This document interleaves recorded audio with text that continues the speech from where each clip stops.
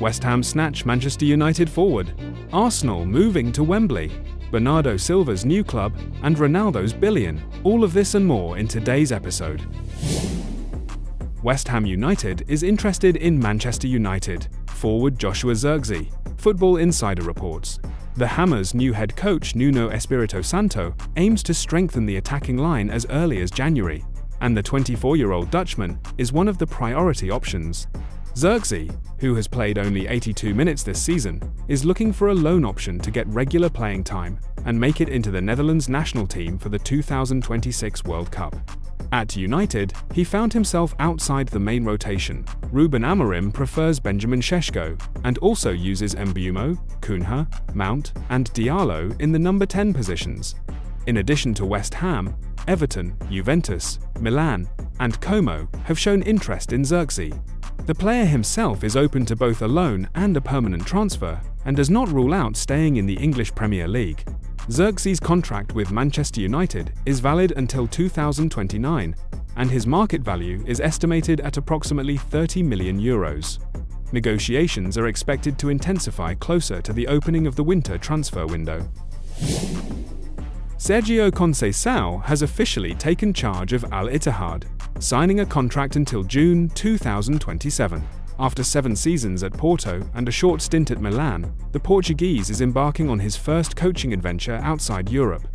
His trusted coaching staff joins him in Saudi Arabia. At Al-Ittihad, Conceição will work with stars such as Fabinho, N'Golo Kante, Moussa Diaby, Steven Bergwijn, and Karim Benzema.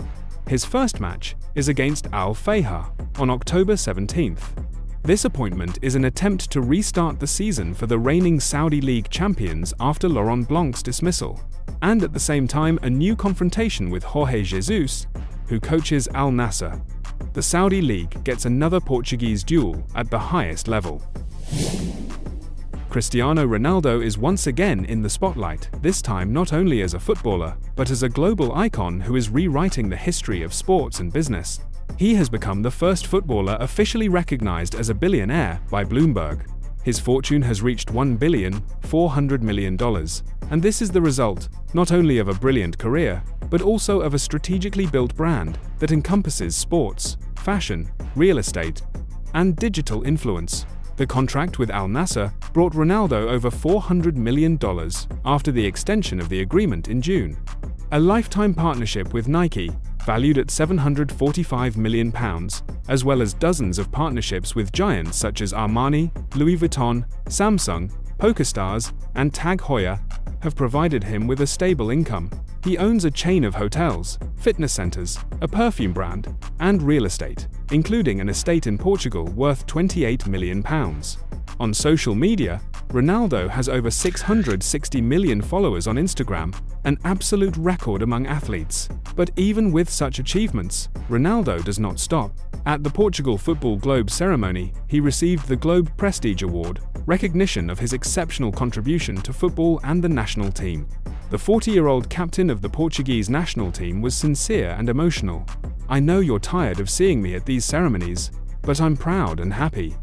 I think I still bring a lot of good to the national team and to football in general." He also shared his thoughts on the future and possible participation in the 2026 World Cup. "It's about enjoying the moment. I know I don't have many years left in the game, but the time I have, I want to use it to the fullest. I live day by day. No long-term plans. I enjoy every day and every training session."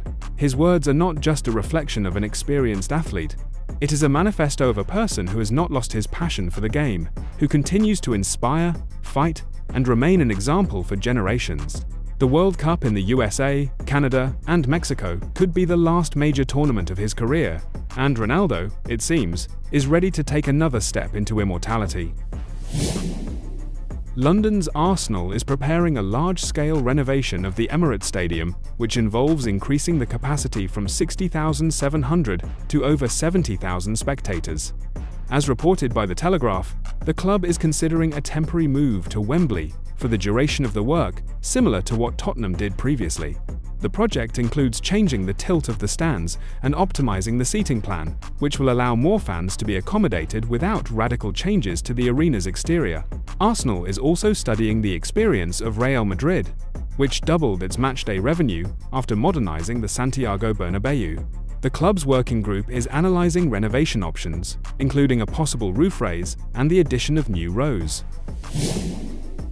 Arsenal has decided to reward two key players, David Raya and Leandro Trossard, with improved contract terms without changing their duration.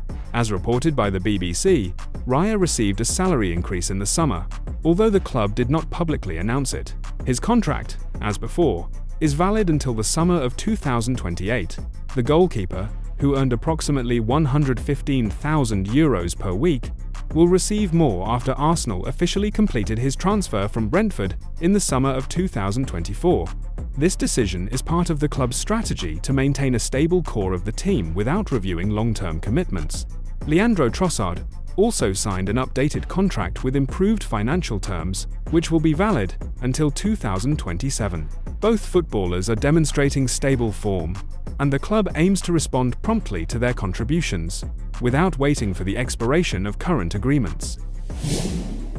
Karim Adeyemi has entered Barcelona's sphere of interest, Sky Sports reports. The Catalan club is closely monitoring the situation around the 23-year-old Borussia Dortmund winger and may try to sign him in the summer of 2026 if the player does not extend his current agreement, which expires in June 2027. Adeyemi is showing stable progress. This season he has played 8 matches in the Bundesliga, scored 3 goals, and provided 3 assists. His speed, dribbling, and ability to play on both flanks make him a versatile option for Flick, who is looking for new solutions in attack.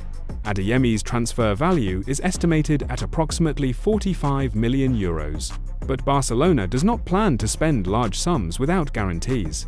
The club is considering signing the player on favorable terms if Borussia does not offer a new agreement by spring.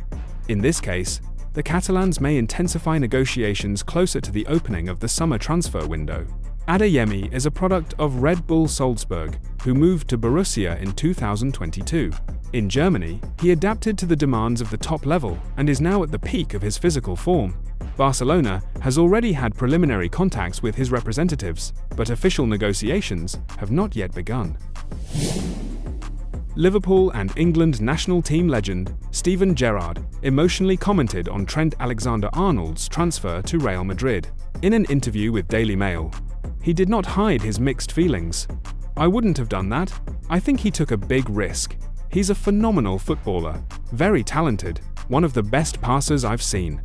He's in the same league as Beckham and Scholes, no question." Gerrard admitted that he understands Trent's motivation, the desire to challenge himself, play alongside best friend Jude Bellingham, and try something new after winning everything with Liverpool. But, at the same time, the club legend does not hide his disappointment. "If you look at it from a Liverpool fan's perspective, what are you doing? You were in one of the best teams in Europe, winning things I still dream about. You're one of the key players. The fans adore you. What are you doing?" But this is me speaking from a fan's perspective. Let's recall that Trent Alexander-Arnold moved to Real Madrid in the summer 2025. Barcelona and Juventus have clear intentions to sign Bernardo Silva as a free agent when his contract with Manchester City expires in the summer of 2026. The Portuguese is unlikely to extend the agreement. Sources report that his relationship with the club has essentially run its course. Hansi Flick sees Silva as an ideal player for his system, and Barca's sporting director Deco has already contacted the player's representatives. Juventus is also in the game, although financial terms could be an obstacle. Silva's salary at City is around £300,000 per week. Meanwhile, Saudi Arabian clubs, Al-Ahly, Al-Qadsiya, and Al-Nassr are preparing massive offers that significantly exceed European ones. According to sources, these are contracts with salaries exceeding £500,000 per week, plus multi-million signing bonuses. Al-Nassr sees Silva as the next leader after the Cristiano Ronaldo era.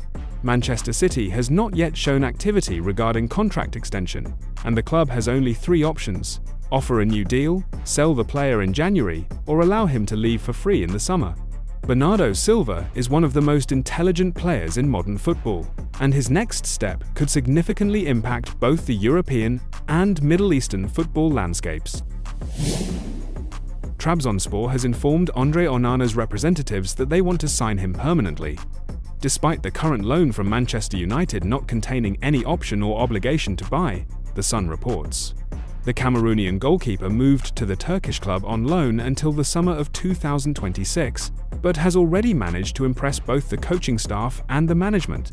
In his first matches for Trabzonspor, Onana is demonstrating stable form, and his leadership qualities in the dressing room have become an additional argument in favour of a permanent transfer. Onana's contract with Manchester United is valid until the summer 2028, so any attempt to buy him out will require separate negotiations. In Turkey, he receives a competitive salary, and the club is ready to consider a financial model that will allow them to keep the player after the loan ends. Xavi, Barcelona legend and coach who introduced Lamine Yamal to the world, commented on the young talent's defeat in the battle for a prestigious individual award, which Ousmane Dembélé received this year. This year, team trophies were taken into account more. For me, of course, Lamine deserved this award. As did Vitinha, Salah, Pedri, Rafinha, many deserved it, but in the end, titles decided everything. I am sure that Lamine will win the Ballon d'Or when his team wins the Champions League or the World Cup. Xavi also mentioned the moment of Yamal's debut in Barca's first team at the age of 15. I am very proud to have given him the opportunity to debut. Even then, he was ready, confident, stood out in training, and was not afraid of anything. From the first day, it was clear that he was one of the chosen ones. He can define an entire era in world football. Currently, Lamine Yamal is out of action again due to a recurrence of a groin injury he sustained in September while playing for the Spanish national team. He is expected to miss about 2 to 3 weeks and will not help the team in the 2026 World Cup qualifiers against Georgia and Bulgaria. His return is predicted after the international break before Barcelona's home match against Girona on October 18th. That's it for now. Don't forget to like, subscribe, and share this video. Keep watching for more football action, and have a wonderful day.